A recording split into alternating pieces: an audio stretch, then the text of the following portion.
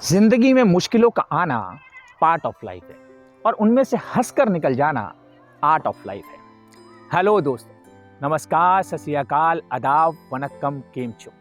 मैं अमित सागर जीतेंगे हम की दुनिया में आपका एक बार फिर से स्वागत करता हूँ। एक बार राजस्थान के एक गांव में एक आदमी रहता था। उसके जीवन में बहुत सारी समस्याएं थी और उसे ऐसा लगता था कि मेरा जीवन बहुत खराब है। एक बार उसे पता चला कि उसके गांव में एक पीर बाबा आकर के ठहरे हुए हैं। उसने सोचा कि वो जाकर के उन पीर बाबा से मिलेगा और उन्हें अपनी जीवन की समस्याओं के बारे में बताएगा और उनसे कोई हल पूछेगा। वो शाम को उस जगह पर पहुंचा जहां पर वो पीर बाबा ठहरे हुए थे। कुछ देर इंतज़ार करने के बाद उसे पीर बाबा से मिलने का मौका मिला।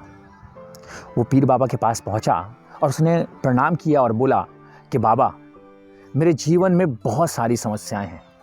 एक खत्म होती नहीं कि दूसरी आ जाती है। ऐसा लगता है कि मेरा पूरा जीवन समस्याओं से घिरा हुआ है।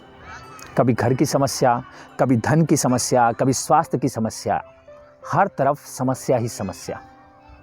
तो बाबा मुस्कुराए और बाबा ने बोला कि बेटा, मैं तुम्हारी समस्या तो समझ गया, लेकिन इसका हल मैं तुम्हें कल बताऊंगा।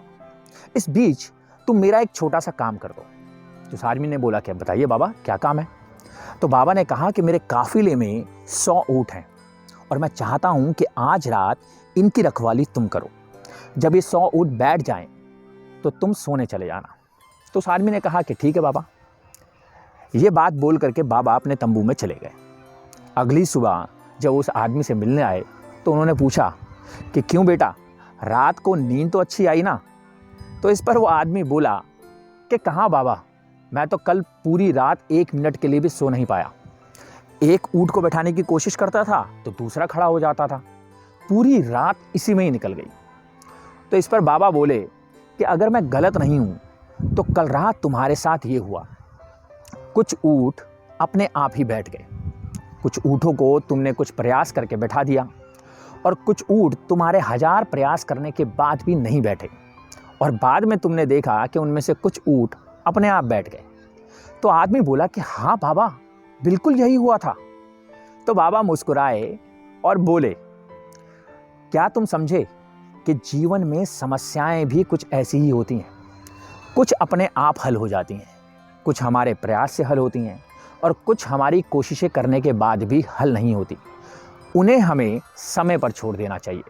सही समय आने पर वो अपने आप हल हो जाएंगी। कल रात को तुमने ये अनुभव किया होगा कि तुम सारे 100 ऊँटों को एक साथ नहीं बैठा सकते। तुम एक को बैठाने की कोशिश करोगे तो दूसरा खड़ा हो जाएगा, दूसरे को बैठाने की कोशिश करोगे तो तीसरा। इसी तरह से हमारे जीवन में समस्याएं हैं। समस्याएं हमारे जीवन का हिस्सा है। वो कभी कम होंगी तो कभी ज़्यादा। बदलाव हमें खुद में लाना है। अब चाहें तो हम उनमें उलझ करके रह जाएं या फिर उन्हें एक तरफ रख करके अपने जीवन में आगे बढ़ जाएं। फैसला तुम्हारा है।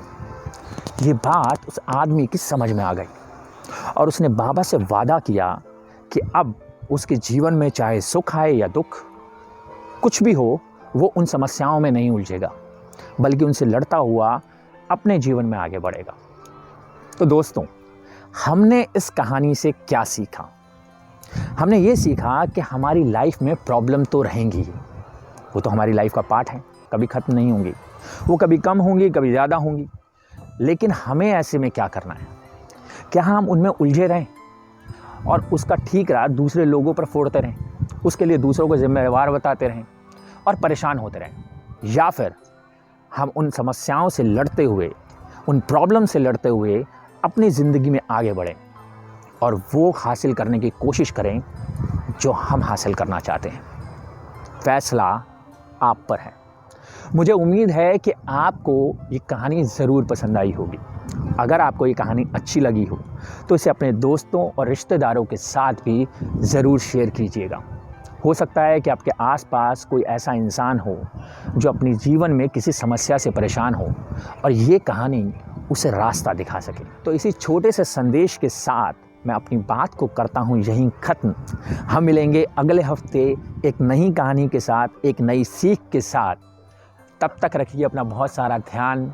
खुश रहिए, मुस्कुराते रहिए और इस बात को हमेशा अपने दिल में रखिए कि चाहे जितने भी हो गम, जीतेंगे हम। जय हिंद। और एक बात मैं आपको और बताना चाहूँगा कि हमने अपने चैनल का नाम जीतेंगे हम से चेंज करके, थोड़ा सा ही चेंज किया है, जीतेंगे हम से चेंज करके हमेशा जीतेंगे हम रख दिया है। वो क्या है ना कि कुछ लोगों ने ऐसा बोला कि जब वो YouTube पे जीतेंगे हम सर्च करते हैं तो कुछ और चैनल आ जाते हैं।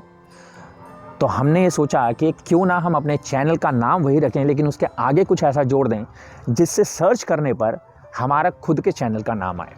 तो इसलिए हमने इसे लिख दिया हमेशा जीतेंगे हम। तो मुझे पूरा यकीन है कि आपको मेरी ये छोटी छोटी सी कहानियाँ पसंद आती हैं। मुझे कमेंट करके ज़रूर बताइएगा कि आपको ये वाली कहानी कैसी लगी, और अगर आपका कोई सजेशन है तो वो भी मुझे ज़रूर दीजिएगा। चलिए, अलविदा।